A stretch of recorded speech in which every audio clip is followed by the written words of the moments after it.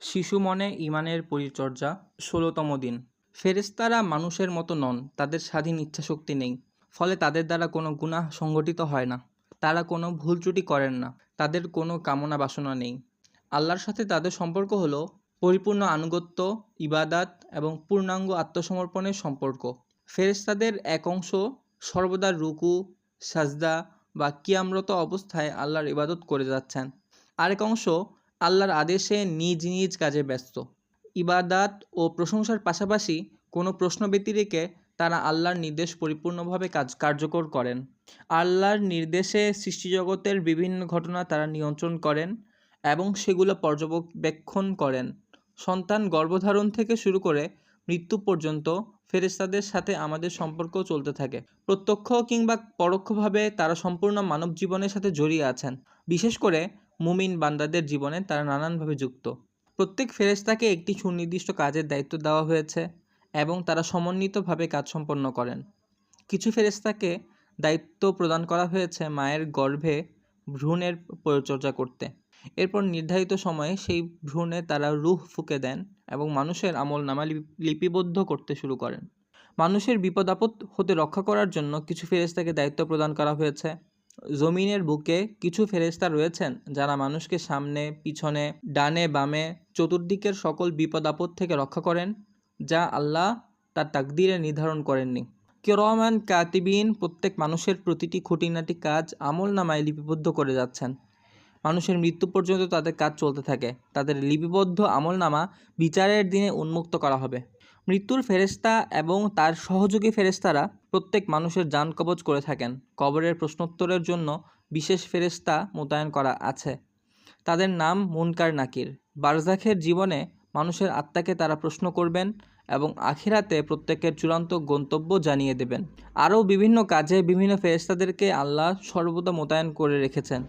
ফেরেশতাদের উপর ঈমান রাখা একজন মুসলিমের ঈমান আকিদার গুরুত্বপূর্ণ অংশ। তাদের উপর বিশ্বাসের অর্থ হলো কোরআন হাদিসে তাদের সম্পর্কে যা কিছু উল্লেখ করা হয়েছে সব কিছু পূর্ণাঙ্গভাবে স্বীকার করা। এই দুটি উৎস থেকে আমরা তাদের অল্প কিছু বৈশিষ্ট্য, নাম এবং দায়-দায়িত্ব সম্পর্কে জানতে পারি। মানুষের জীবনের সাথে তাদের সম্পর্ক এবং আল্লাহর আদেশ বাস্তবায়নে তাদের প্রকৃতি সম্পর্কে আমাদেরকে বুঝতে হবে। একজন ঈমানদার বান্দা যখন নিজের জীবনে ফেরেশতাদের প্রভাব বুঝতে পারে, তখন তাদের গুরুত্ব স্পষ্ট হয়ে ওঠে। ফেরেশতাদের উপরে ঈমানের মাধ্যমে একজন ব্যক্তি সবর করতে শেখে, আল্লাহর প্রতি একনিষ্ঠভাবে আনুগত্য করে। যখন একজন ব্যক্তি অনুভব করে যে ফেরেশতারা সর্বদা তাকে দেখছেন এবং প্রত্যেকটি খুঁটিনাটি কাজের বিবরণ আমলনামায় লিপিবদ্ধ করে যাচ্ছেন, তখন একজন মুমিন সচেতন হয়ে ওঠে, নিজের কাজের প্রতি সাবধান হয়ে ওঠে এবং আল্লাহর সন্তুষ্টি অর্জনের জন্য সে ভালো আমল করতে থাকে। সত্যিকারের মুমিন জানে আল্লাহর পথে সে কখনো একা নয়, ফেরেশতারা তাকে ঘিরে রেখেছেন এবং নিরাপত্তা ও শান্তি প্রদান করে যাচ্ছেন। আরেকটি বিশেষ অনুভূতি হলো ফেরেশতাদের উপর ঈমানের মাধ্যমে মানুষ বুঝতে পারে যে আল্লাহর অনুমতি ব্যতীত তার উপর কোনো বিপদ আপদ আসবে না। আল্লাহ এই বিশ্বজগতের সব কিছুকে সুন্দর সামঞ্জস্যপূর্ণভাবে কার্যকর করে রেখেছেন। ফেরেশতারা সেই সিস্টেমের একটি অংশ। মানুষের জীবনের সাথে তাদের ভূমিকা ওতপ্রোতভাবে জড়িত। তারা মুমিনদের নানানভাবে উপকার করেন, তাদের অন্তরে প্রশান্তি বহন করে আনেন, তাদেরকে ভালো কাজের দিকে পরিচালিত করেন, দ্বীনের পথে দৃঢ় ও মুত্তাকি হওয়ার জন্য প্রয়োজনীয় শক্তি পৌঁছে দেন। ফেরেশতাদের সাথে শিশুদের পরিচয় করিয়ে দিন। ছোটবেলা থেকেই শিশুদেরকে ফেরেশতাদের বিষয়ে পরিচয় করিয়ে দেওয়া যায়। ওহী ও নবী রসুলের ব্যাপারে আলোচনা করার পূর্বে ফেরেশতাদের সম্পর্কে আলোচনা করতে হবে, কারণ ফেরেশতারা হলেন আল্লাহ ও তার রসুলের মধ্যে সংযোগ রক্ষাকারী। ফেরেশতাদের ব্যাপারে না বুঝলে ওহী ও কোরআন নাজিলের বিষয়গুলো বোঝা শিশুদের জন্য কঠিন। জিবরিল আলাইহিস সালাম হলেন ওহী বহনকারী ফেরেশতা। তিনি সকল নবীদের কাছে আল্লাহর পক্ষ থেকে ওহী বহন করে এনেছেন। তিনি রাসূলুল্লাহ সাল্লাল্লাহু আলাইহি ওয়াসাল্লামের কাছে ধারাবাহিকভাবে 23 বছর নিয়মিত বিরতিতে ওহী নিয়ে এসেছেন। ফেরেশতাদের উপর বিশ্বাস রাখা এবং জিবরিল আলাইহিস সালামের উপর ঈমান আনা কোরআনের উপর ঈমান আনার পূর্বশর্ত।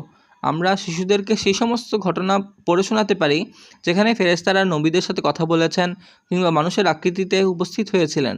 এই ক্ষেত্রে সবচেয়ে পরিচিত ও জনপ্রিয় বর্ণনাটি হলো যখন জিবরিল আলাইহিসসালাম ওহী নিয়ে হেরা গুহাতে রাসূলুল্লাহ সাল্লাল্লাহু আলাইহি ওয়াসাল্লামের কাছে উপস্থিত হয়েছিলেন। আল ইসরা ওয়াল মিরাজ আরেকটি চমৎকার ঘটনা, যেখানে জিবরিল আলাইহিসসালাম নবীজিকে ঊর্ধ্ব আসমানে পৌঁছে দিতে সঙ্গ দিয়েছেন। কোরআনের বিভিন্ন স্থানে ফেরেশতাদের নানা ঘটনা উল্লেখ করা হয়েছে। তারা রসুলদের কাছে সংবাদ নিয়ে আসতেন, যেমন ইব্রাহিম আলাইহিসসালামের কাছে জাকারিয়া আলাইহিসসালাম এবং লুত আলাইহিসসালামের ঘটনায় ফেরেশতাদের কথা উল্লেখ আছে। এর বাইরে অনেক ঘটনা রয়েছে। ফেরেশতাদের বর্ণনার মাধ্যমে যেভাবে আল্লাহর শক্তি সামর্থ্যের দৃষ্টান্ত ফুটে ওঠে, সেগুলো শিশুদের কাছে বিশেষ আকর্ষণীয় হতে পারে। একটি হাদিসে সেই বর্ণনাটি এসেছে যেখানে রাসূলুল্লাহ সাল্লাল্লাহু আলাইহি ওয়াসাল্লাম ফেরেশতা জিবরিলকে নিজের আসল আকৃতিতে দেখেছিলেন। তিনি এত বিশাল আকৃতির ছিলেন যে তার 600 পাখা দিয়ে সম্পূর্ণ দিগন্ত ঢেকে গিয়েছিল। ফেরেশতারা অন্য আকৃতিতেও আসতে পারেন, যেমন তারা মানুষের আকৃতি ধারণ করতে পারেন। এই ঘটনাগুলোর মাধ্যমে শিশুরা আল্লাহর অসীম শক্তি সম্পর্কে জানতে পারবে এবং আল্লাহর প্রতি তাদের ভক্তি শ্রদ্ধা জাগবে। খেয়াল রাখতে হবে, ফেরেশতাদের সম্পর্কে কোনো ভুল বা বিকৃত ধারণা পোষণ করা যাবে না। বিশুদ্ধভাবে তাদের উপর ঈমান রাখতে হবে। ফেরেশতাদের বিভিন্ন ঘটনায় আমাদের জন্য অনেক মূল্যবান শিক্ষা রয়েছে। ফেরেশতাদের পরিচয় তুলে ধরার জন্য সেই ঘটনাগুলোকে শিশুদেরকে পড়ে শোনানো যেতে পারে। এগুলোতে অনেক গুরুত্বপূর্ণ নৈতিক মূল্যবোধ ও শিক্ষা রয়েছে। এমন কয়েকটি বর্ণনা নিম্নে উল্লেখ করা হলো। রাসূলুল্লাহ সাল্লাল্লাহু আলাইহি ওয়াসাল্লাম বলেছেন, এক ব্যক্তি অন্য শহরে বসবাসকারী তার এক দ্বীনী ভাইয়ের সাথে সাক্ষাৎ করতে রওনা হলো। আল্লাহ তাআলা তার চলার পথে একজন ফেরেশতা নিযুক্ত করে দিলেন।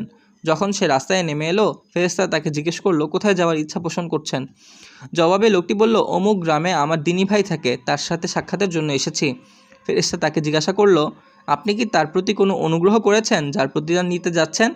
লোকটি বলল, আল্লাহ তাআলার সন্তুষ্টি অর্জনের লক্ষ্যেই আমি তাকে ভালোবাসি এবং এর পিছনে অন্য কোনো স্বার্থ নেই। ফেরেশতা তাকে বলল, আমি আল্লাহর প্রেরিত দূত হয়ে আপনার কাছে এসেছি শুধু এই কথা জানানোর জন্য যে আপনি যেভাবে ওই লোকটিকে আল্লাহর জন্য ভালোবাসেন, আল্লাহও সেভাবে আপনাকে ভালোবাসেন। সুবহানাল্লাহ। রাসূলুল্লাহ সাল্লাল্লাহু আলাইহি ওয়াসাল্লাম বলেছেন, বনি ইসরাইলের মধ্যে এমন এক ব্যক্তি ছিল যে 99টি মানুষ হত্যা করেছিল। তারপর তার মনে অনুশোচনা জাগ্রত হলে নাজাতের পথ অনুসন্ধানের আশায় বাড়ি থেকে বের হয়ে একজন পাদ্রীকে জিজ্ঞেস করলো, আমার তাওবা কবুল হওয়ার সুযোগ আছে কি? পাদ্রী বলল, না। তখন সে পাদ্রীকেও হত্যা করলো। এরপর সে পুনরায় লোকদের নিকট জিজ্ঞাসাবাদ করতে লাগলো। তখন এক ব্যক্তি তাকে বলল, তুমি অমুক স্থানে যাও। সে রওনা হলো এবং প্রতিমধ্যে তার মৃত্যু হলো।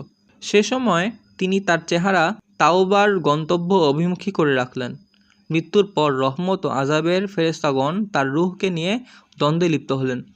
আল্লাহ সম্মুখের ভূমিকায় যেখানে সে তাওবার উদ্দেশ্যে যাচ্ছিল আদেশ করলেন, তুমি মৃত ব্যক্তির নিকটবর্তী হয়ে যাও, এবং পশ্চাতে ফেলে আসা স্থানকে যেখানে হত্যাকাণ্ড ঘটেছিল আদেশ দিলেন, তুমি দূরে সরে যাও।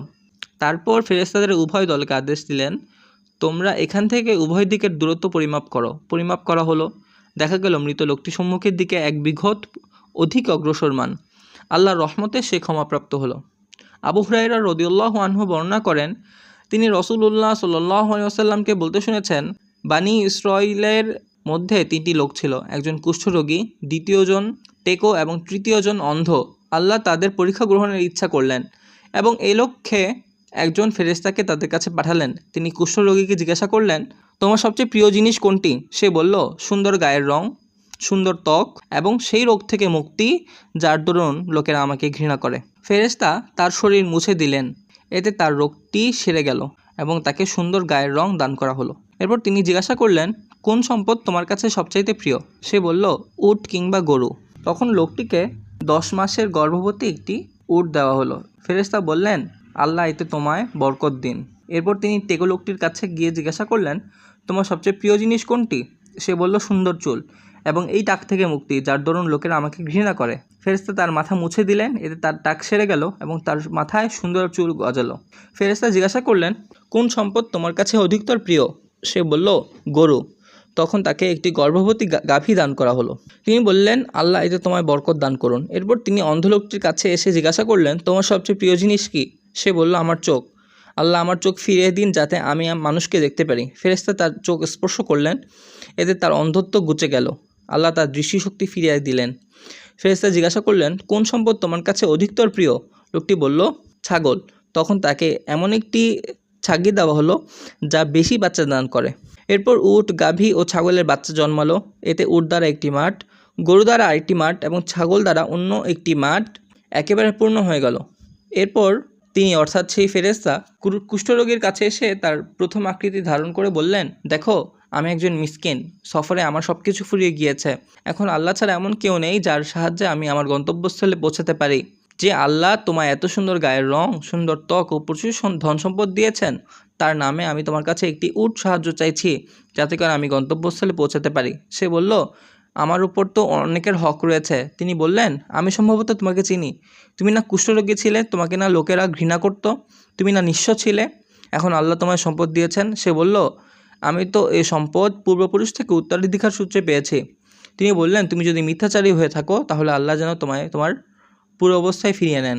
এরপর তিনি টেকো লোকটির কাছে গিয়ে তার পূর্বের আকৃতি ধারণ করে সেই একই কথার পুনরাবৃত্তি করলেন যা প্রথম লোকটিকে বলেছিলেন। টেকো লোকটিও সেই উত্তরই দিল যা পূর্বোক্ত লোকটি দিয়েছিল। ফেরেশতা তাকেও বললেন, তুমি যদি মিথ্যাচারী হয়ে থাকো তাহলে আল্লাহ যেন তোমার পুরো অবস্থায় তোমাকে ফিরিয়ে দেন। এরপর তিনি অন্ধ লোকটির কাছে গিয়ে তার পূর্বের আকৃতি ধারণ করে এসে বললেন, আমি একজন নিঃস্ব মিসকিন মুসাফির, আমার সব কিছু সফরে ফুরিয়ে গিয়েছে। এখন গন্তব্যস্থলে পৌঁছার জন্য আমার আল্লাহ ছাড়া কোনো সম্বল নেই। তাই সে আল্লাহর নামে আমি তোমার কাছে একটি ছাগল সাহায্য চাইছি, যিনি তোমাকে তোমার চোখকে নিরাময় করে দিয়েছেন। লোকটি বলল, আমি বাস্তবিকই অন্ধ ছিলাম, আল্লাহ আমার দৃষ্টিশক্তি ফেরত দিয়েছেন। সুতরাং তুমি তোমার ইচ্ছা মতো মাল সামানা নিয়ে যাও এবং যা ইচ্ছা রেখে যাও। আল্লাহর কসম, আজ তুমি আল্লাহর ওয়াস্তে যা কিছু নেবে তাতে আমি কোনো বাধা দেব না। ফেরেশতা বললেন, তোমার ধন মাল তোমার কাছেই থাকুক, তোমাদের শুধু পরীক্ষা নেওয়া হয়েছে। আল্লাহ তোমার প্রতি সন্তুষ্ট এবং তোমার অন্য দুজন সঙ্গীর প্রতি অসন্তুষ্ট হয়েছেন। হাদিসের এই ঘটনাগুলো ফেরেশতাদের অস্তিত্বের বাস্তবতা বোঝাতে শিশুদেরকে সহায়তা করে, তাদের ঈমানকে মজবুত করে এবং তারা বুঝতে পারবে দুনিয়াতে তাদেরকে পাঠানোর পেছনে আল্লাহর একটি উদ্দেশ্য রয়েছে। ফেরেশতারা আল্লাহর নিয়োজিত প্রতিনিধি এবং ফেরেশতা পাঠানোর মাধ্যমে প্রতীয়মান হয় যে আল্লাহ তার সৃষ্টির যত্ন নেন এবং তাদের কল্যাণকামী এবং বান্দার প্রয়োজন পূরণে তিনি সময়মতো হস্তক্ষেপ করেন।